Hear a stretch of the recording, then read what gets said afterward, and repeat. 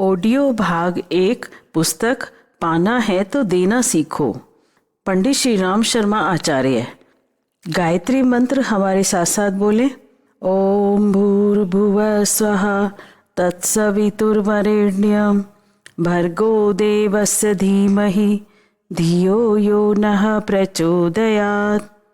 मित्रों, 2 दिनों से आप यह सुन रहे हैं कि कायाकल्प क्या है, कल्प के लिए आपको क्या करना पड़ेगा। कल्प के लिए दूसरे भी आपकी सहायता करेंगे, पर आप यह मानकर चलिए कि आपको भी कुछ करना पड़ेगा। अगर आप कुछ नहीं करेंगे, केवल पूजा ही करते रहेंगे, भीतर वाले हिस्से को ठीक नहीं करेंगे, केवल कर्म कांड तक ही सीमित रह जाएंगे, तो उद्देश्य कैसे पूरा होगा। यह कल्प कोई शारीरिक थोड़े ही है जो क्रियाओं भर से पूरा हो जाएगा। यह आंतरिक कायाकल्प है। इसके लिए आपको अपनी मन स्थिति को, अपने चिंतन को, अपनी विचारणाओं को, आस्थाओं को, दृष्टिकोण को भी बदलना पड़ेगा। यदि यह कर सकें तो समझिए कि बाहर की सहायता भी आपको जरूर मिलकर रहेगी। आमतौर से लोग यह समझते हैं कि देवताओं की खुशामद करके और उनसे कुछ प्राप्त करके हम अपना फायदा उठा लेंगे। अध्यात्म इसी का नाम है, पर लोगों का यह ख्याल गलत है। देवताओं का अनुग्रह मिलता तो है, यह मैं नहीं कहता कि नहीं मिलता, लेकिन बिना शर्त नहीं मिलता। कुपात्रों को भी नहीं मिलता। पात्रता पहले साबित करनी पड़ती है, इसके बाद में ही कहीं ऐसा होता है कि देवता कोई सहायता कर सके और किसी भक्त या साधक को लाभ पहुंचाने में मददगार बन सके। आपको भी यही विचार करके चलना चाहिए। आपको देवानुग्रह की आशा तो करनी चाहिए, गुरुजी के आशीर्वाद की आशा तो करनी चाहिए, गायत्री माता की कृपा की आशा तो करनी चाहिए, लेकिन उस आशा के साथ में जो एक शर्त जुड़ी है उसे भूल नहीं जाना चाहिए। वह शर्त यह है कि आप अगर अपनी पात्रता साबित करेंगे तो देवता आपकी सहायता जरूर करेंगे, और यदि आप अपनी पात्रता साबित नहीं कर सकते तो फिर यह विश्वास रखिए कि आपको निराश ही होना पड़ेगा। देवता से किसी ऐसी कृपा की आशा मत कीजिए जो कि कुपात्रों को भी मिल सकती है। देवता बड़े होशियार होते हैं, मंत्र भी बड़े होशियार होते हैं। आप कर्म कांड करें यही अच्छी बात है, लेकिन कर्म कांडों को देखकर देवता थोड़े ही प्रसन्न होते हैं। वे तो कर्म कांडों के पीछे छिपी हुई साधक की भावनाओं को देखते हैं, और अगर भावनाएं सही हैं तो निश्चित रूप से वही फल देते हैं, जैसा कि आपने सुना है। इस संदर्भ में आप एक उदाहरण पर ध्यान दीजिए। बादलों को आप देखते हैं ना, वे कितनी कृपा करते हैं। बादलों के बराबर उदार देवता कौन सा हो सकता है। वह बिना कीमत पानी बरसाता है, और चाहे जितना बरसाता है वह समुद्र से लाता है, और प्यासी जमीन को पानी पूरा करने के लिए कितना पानी बरसाता है। लेकिन आपको ध्यान है क्या कि उस पानी से कौन लाभ उठा पाता है? आप यह बताइए कि उससे हर कोई फायदा उठा लेता है क्या? हर कोई फायदा नहीं उठा सकता। बादलों से हर जगह हरियाली हो जाती है, लेकिन जो चट्टानें हैं उन चट्टानों पर एक तिनका भी पैदा नहीं होता। आप नदी में पड़े हुए पत्थरों को जरा देखें ना, नदी के पानी से किनारे गीले हो जाते हैं, जमीन गीली हो जाती है, सब जगह गीले हो जाते हैं, पर जो चट्टान पत्थर का टुकड़ा नदी के बीच में सैकड़ों वर्षों से पड़ा हुआ है, जरा उसे तोड़ फोड़ कर देखे, नदी का उस पर कोई अनुग्रह नहीं दिख पड़ेगा, क्योंकि वह पत्थर है। बादलों के अनुग्रह से भी उसे कोई लाभ नहीं हो सका, क्योंकि वह चट्टान है। जबकि आप देखते हैं कि बादलों के पानी से भूमि में हरियाली पैदा हो जाती है, पर चट्टान में क्यों नहीं पैदा होती? छात्रवृत्ति के बारे में आप जानते हैं कि वह फर्स्ट डिवीजन में पास होने वाले छात्रों को सरकार की ओर से दी जाती है, 3rd डिवीज़न में पास होने वाले को दी जाती है क्या? फेल होने वाले को मिलती है क्या? नहीं साहब, हम पर दया कीजिए, उदारता कीजिए, यह मत कहिए। इस दुनिया में दया का, उदारता का कोई खास महत्व नहीं है। दुनिया में सर्वत्र पात्रता का महत्व है, उसी की परख की जाती है।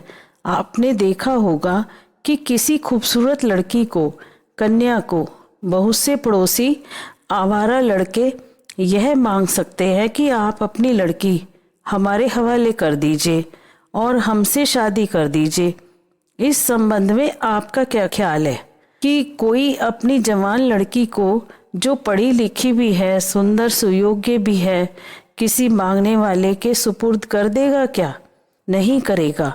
यद्यपि वह बेचारा प्यासा फिर रहा है कि कोई अच्छा जवाई मिल जाए तो हम पैसे भी देंगे, कपड़ा भी देंगे, खुशामद भी करेंगे, बारात भी आएगी। वह कितना तलाश करता फिरता है। क्यों साहब, तलाश क्यों करते हैं आप जमाता को? अब जबकि आपके पड़ोस में ही 50 जमाता हैं और इसके लिए तैयार हैं कि हम भी आपके जमाई बनेंगे, हमको भी आप अपनी लड़की दे दीजिए। फिर बेटी का बाप क्यों नहीं देता उसको? क्यों उनसे मना कर देता है? क्यों लड़ने झगड़ने के लिए आमदा हो जाता है? क्यों अच्छे लड़के के पास जाता है, खुशामद करता है, पैसा भी देता है, मिन्नतें भी करता है? ऐसा क्यों होता है? क्या बता सकते हैं आप? सिर्फ एक ही वजह है कि वह जमाता इस लायक है, उसमें इतनी पात्रता है कि उस लड़की का गुजारा कर सके, भरण पोषण कर सके, उस लड़की की ठीक देखभाल कर सके। इसलिए लड़की का बाप ऐसे जामाता को तलाश करता है जो कि इसके योग्य हो।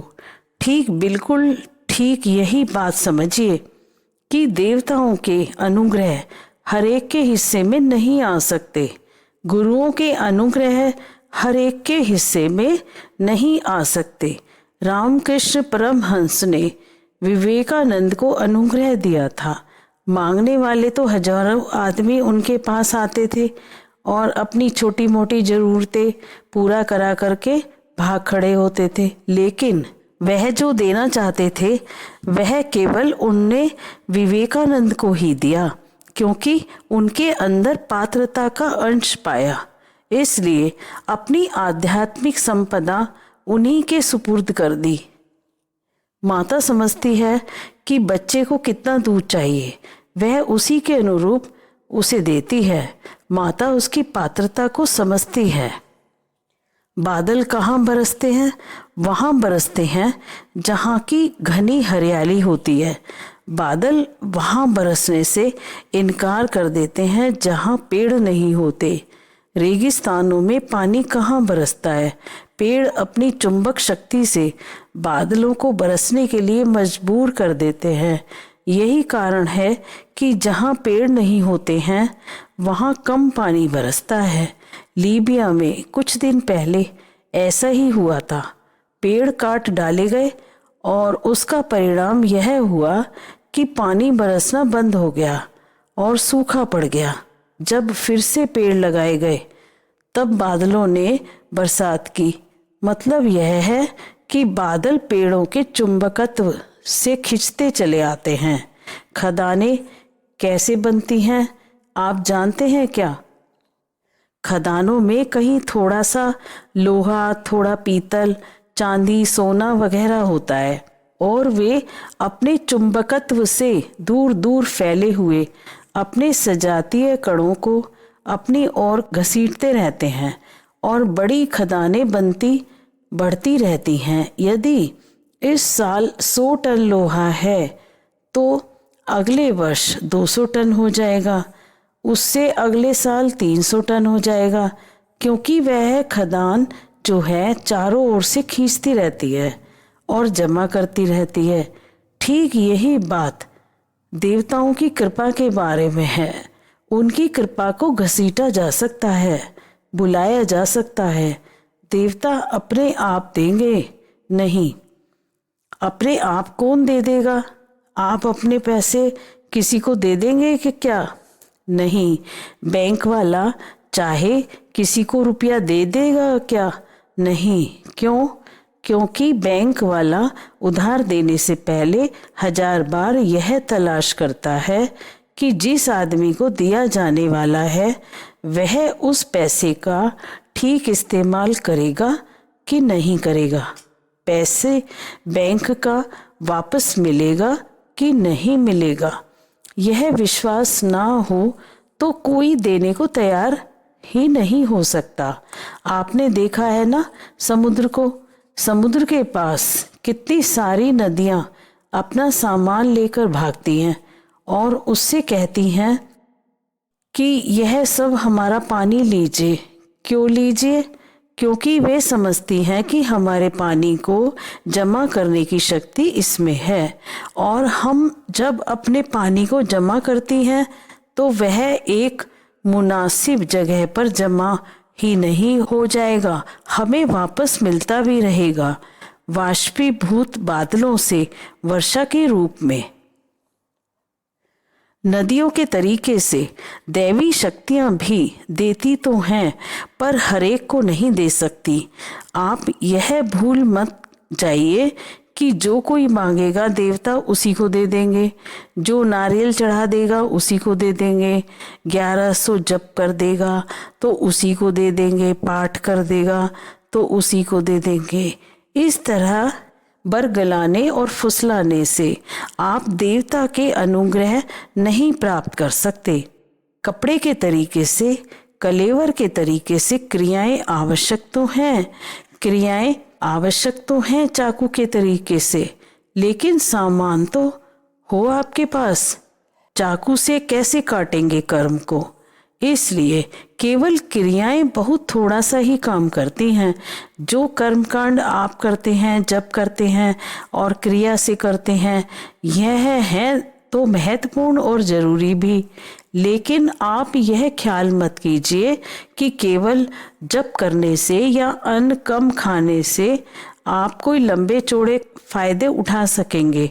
आपको अपनी मन स्थिति को जरूर बदलना पड़ेगा।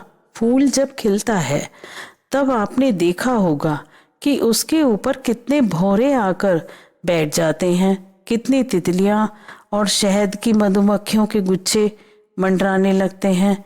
कब आते हैं? जब फूल खिलता है तब। फूल के तरीके से अगर आप अपने जीवन को खिला सकते हो, अपनी पात्रता को विकसित कर सकते हो, अपनी मन स्थिति में हेर फेर कर सकते हो, तो आपको हम यकीन दिला सकते हैं कि देवताओं के अनुग्रह आपको जरूर मिलेंगे जो आप यहाँ प्राप्त करने आए हैं। आपको गुरुओं के आशीर्वाद, हमारे आशीर्वाद मिलेंगे और दूसरे गुरु भी आपके पास आएंगे और आपकी आवश्यकता को जरूर पूरी कर देंगे।